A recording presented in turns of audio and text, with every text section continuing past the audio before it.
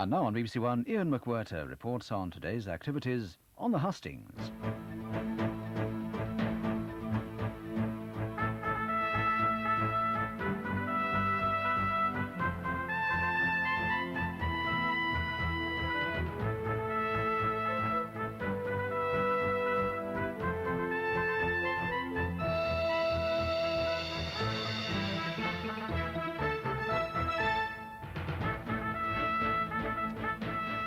Hello and welcome to On the Hastings, the programme that lets the politicians speak for themselves. Now, all general elections are historic, but some are more historic than others. This one could, for once, justify the hyperbole, because it could indeed end British democracy as we know it. Both Labour and Liberal Democrats are casting an eye over our electoral system and finding it wanting, as their speakers declared on the Hastings tonight. Roy Hattersley made a pledge on behalf of a Labour government when he spoke in Oxford. Their first bill before Parliament would be on freedom of information. Labour were committed to a great policy of emancipating the people. Paddy Ashdown also insisted on the people's right to know when he addressed a Liberal Democrat rally in Eastbourne in Sussex. He said, "We are the lever of change in the hands of the people." But Tom King, the Defence Secretary, accused both opposition parties at a meeting in Coventry. The public didn't know where they stood on defence. This was one of the great deceits of this election campaign. Now, before this election, it was commonplace to remark that there were no longer any big ideas in British politics. But that lofty assessment has been confounded by events. We can now hardly move for big ideas about how to change British democracy fundamentally. Labour's thinking is moving fast. They'd already accepted Scottish Home Rule and proportional representation for a Scottish Parliament. Now they're offering an official government inquiry into the electoral system at Westminster.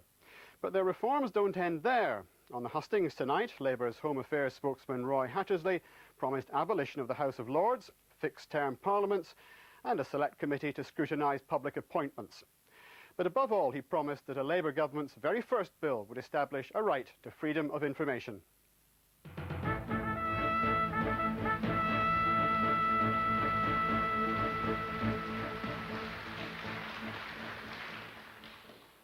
Tonight, we stand at the threshold of a great and historic victory.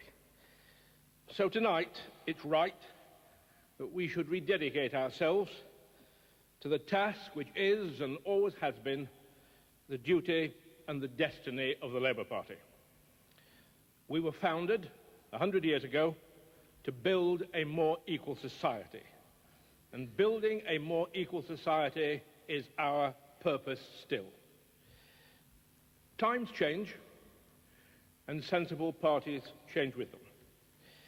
It would be no more possible to fight this election on the policies of 1945 than on the manifesto of 1918. But though the programme changes, the principles abide. And for us, the principle, the aim, the idea, the big idea, the ideal, the hope, the grail, is what it always was. We are the party of equality.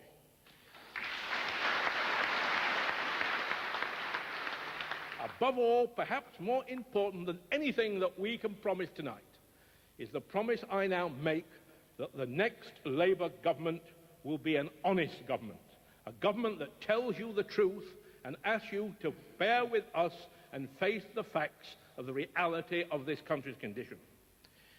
We need an end to the years of fraudulent statistics, off-the-record briefings that whisper lies which could not be spoken in public, and the suppression of truth when the truth is inconvenient to government.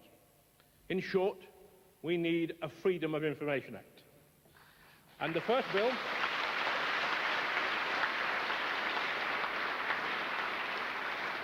bill presented to Parliament by the new Labour government will enshrine and establish the people's right to know.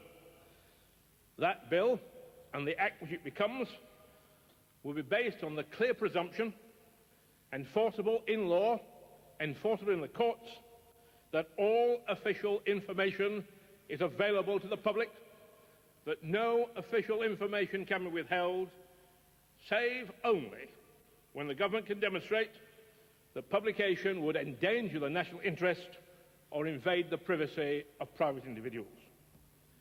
Power and knowledge go hand in hand. And for far too long, authoritarian governments have hung onto power by deceit and by deception. For far too long, policies have been promoted and governments defended by the manipulation of the truth and the selection of the facts. For far too long, truth has been suppressed, not in the national interest, but in narrow party interests. And when I hear the need for information to be withheld, I know that government after government has held back information, not because they were afraid that it would become known to British enemies, but because they were afraid it would become known to the British people. Those days are soon to be over.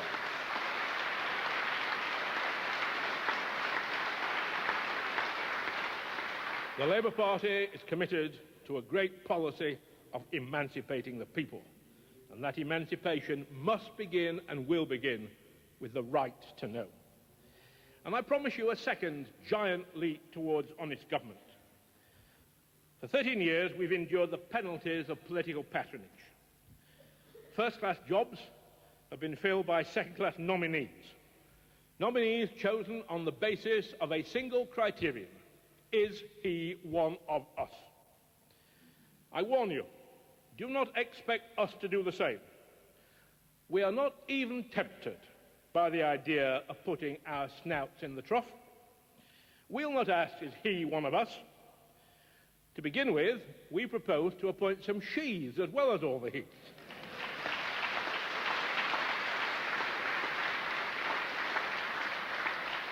And in the new Britain, more democratic, more honest, and more efficient than it is today, we shall appoint the men and women who will serve this country best. Not the biggest subscribers to party funds. Not the personal friends of ministers. Not elderly hacks put out to pasture from the cabinet. That was the old way. That was the discredited way. And the old ways and the discredited ways on next Thursday go forever. We'll end that corruption. Under Labour, every nominee for a senior national post will appear before an all-party select committee of the House of Commons. Of course, the responsibility of appointment must and will remain with the Cabinet. But public cross-examination of quality, experience, that will at least weed out the crudest nominees of party patronage. I ask you to look back on some of the nominees, the placemen of the last 13 years. I ask you to imagine them sitting before a committee of the House of Commons and answering questions. What is it, apart from a Conservative Party membership card, that qualifies you for this job? I suspect they would not have turned up for the meeting. I promise you, too, that we'll introduce a Charter of Rights, specific and precise acts of Parliament, which protect our civil liberties, ensure equality before the law, provide access equally to the law, and outlaw racial discrimination. But freedom is far too important to be left to the judges. So the laws which guarantee our freedom will be exact, will be specific, will be precise, and will not be open to judicial interpretation, or some would say judicial misinterpretation.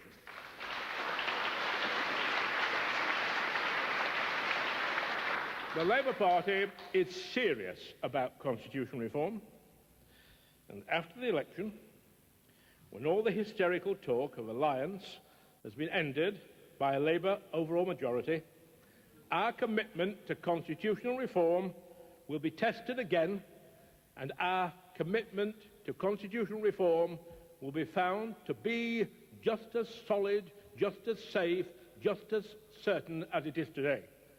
We will reform the constitution of this country. We will reform it because we want to build a new society, a society in which power as well as wealth is more equally distributed. When the sound bites are forgotten, when the slogans are discarded, when the minority parties no longer jockey for brief advantage, the Labour government will be in place in Whitehall, struggling and striving to make this country more democratic. And we will do it for a simple reason. We will do it because we believe in it, We will do it because it is right for the new Britain that we intend to build. It's because we believe in honest government, government that does its best for the nation, rather than government that jockeys for party advantage, that we propose to move to fixed-term parliaments. We've seen the damage done to Britain by a government that spent more than a year interested in nothing except the election date. Of course, from their own point of view, they still got it wrong. But that does not for a moment excuse the damage that a year of inaction did to Britain. Roy Hattersley on constitutional change, another of those subjects in which the Liberal Democrats insist they were there first. Indeed, the old Liberal Party advocated electoral reform, devolution and a Bill of Rights long before Labour saw merit in these things. The Liberal Democrats also support freedom of information, and in terms surprisingly similar to Labour, leading to inevitable speculation about agreement between the two parties in the event of a hung parliament, speculation which their leader doesn't encourage. Even so, Paddy Ashdown wants a root and branch transformation of the British Constitution, which he believes has been perverted by the Conservatives into an authoritarian, centralised and undemocratic system that ignores the rights of the citizen.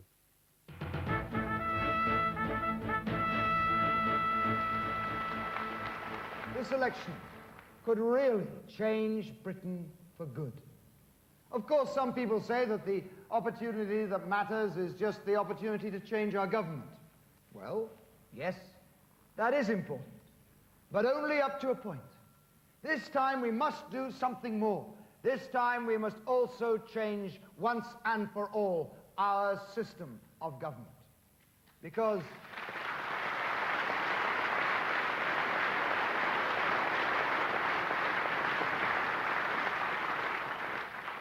I tell you this, our system of government is now so out of date, so centralized, so secretive, so inefficient, that it no longer works for Britain and it no longer works for you. Yes, you can. Yes, you can change the government. You can put different people in power. You can hire new management for Britain PLC. That's what Labour's slogan says. Time for a change. But voting for Labour will not be a real change. It is rather a return to the old system of Buggins' turn in government. The old regime in which if it isn't Tory, it must be Labour. The old regime where every government since the war has been supported by only a minority of votes and the majority have been left outside. The old regime that under these parties has produced now 40 years and more of failure. That is the old regime. And this is the moment when we say it must go. Let us start, just for a moment, with secrecy. Why does our government keep so many secrets? Why does our government, who are supposed to work for us, spend so much time and keeping information from us? You know, Britain today has more secrets than any other country in Europe. Ladies and gentlemen, you may not believe this, but the position of the post office tower in London is an official secret.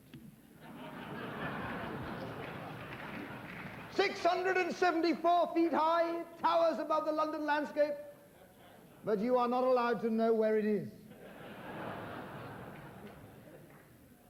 I hope I don't offend any delicate sensibilities, but I should tell you that I have at home an 11-page document. It is marked secret at the top of every page. I am going to reveal to you its contents. It's 11 pages long, and it tells you in the minutest detail how the British soldier evacuates his bowels in the Arctic.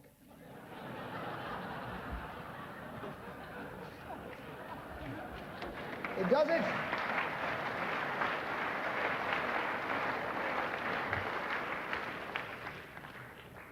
"11 pages of it. Extraordinarily detailed. Tells you when he undoes the buttons and what happens to the braces, and modesty forbids that I should go any further. Why it is that this document falling into the hands of the Soviet Union should somehow threaten national security, I will never fully understand.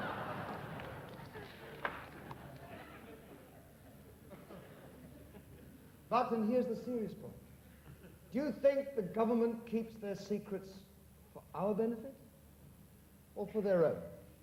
Do they keep the secrets in the public interests or in the government's own interest? Do they keep the secrets to improve their performance in the future, or far too often to cover up their mistakes in the past? Of course, there is certain information, and quite a lot of it, which any government must keep to itself in the national interest. No party which is serious about politics will disagree with that. But if we try to make everything secret, then the real secrets are improperly guarded, and as we so often see, too frequently become public knowledge. Now, what I disagree with is the corrosive daily effect of piling millions of government secrets upon each other, not in the national interest, not in the public interest, but solely in the interests of those who already have power, because they want to hide what they are doing. So what we need in Britain is a Freedom of Information Act, one that gives us the right to know. What we need is the sort of freedom of information which has been denied to us in Britain successively by Labour and Conservative governments, but which is taken for granted in almost every other modern democracy. In the last election, 60% of the people of Britain voted against the poll tax.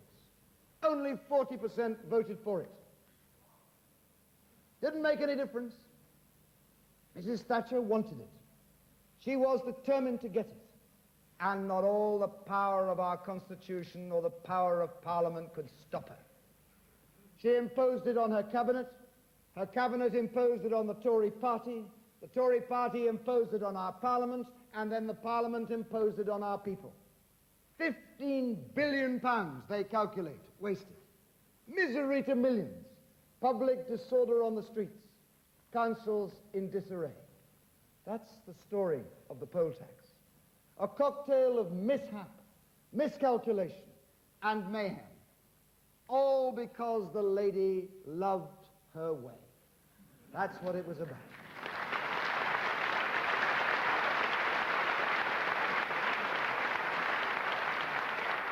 So Liberal Democrats will insist on this, that the election on April the 9th will be the last in Britain which takes place under our fair, out-of-date, inefficient voting system, the last under the present system, if we have the power and the influence to make it so.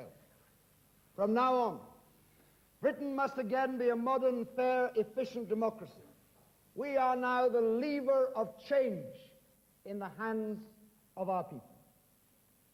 Next Thursday, you could elect the best politicians in the world. You could elect 650 saints.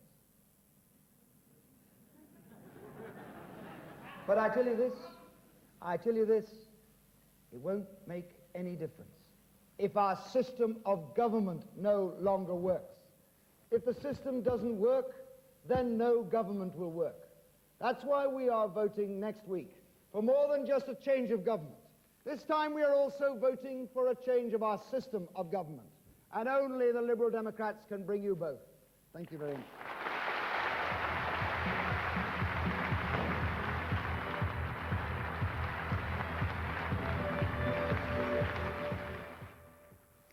Paddy Ashdown on how he intends to end the elective dictatorship. Now, there's a certain irony in Labour and the Liberal Democrats invoking the elective dictatorship, since it was a phrase originally coined by a Conservative Lord Chancellor, Lord Hailsham, under the last Labour government. But the Conservatives aren't interested in the reforms which the opposition parties are proposing. At best, John Major regards them as irrelevant, at worst, positively dangerous. Though he accepts the need for more openness in government, Mr Major will have nothing of electoral reform, which he believes would lead to weak government and instability. So tonight the Tories turn to an issue they believe should be on the agenda, but is being neglected: defence. The Defence Secretary, Tom King, warned voters that both Liberal Democrats and Labour envisaged defence cuts which would, he said, be catastrophic.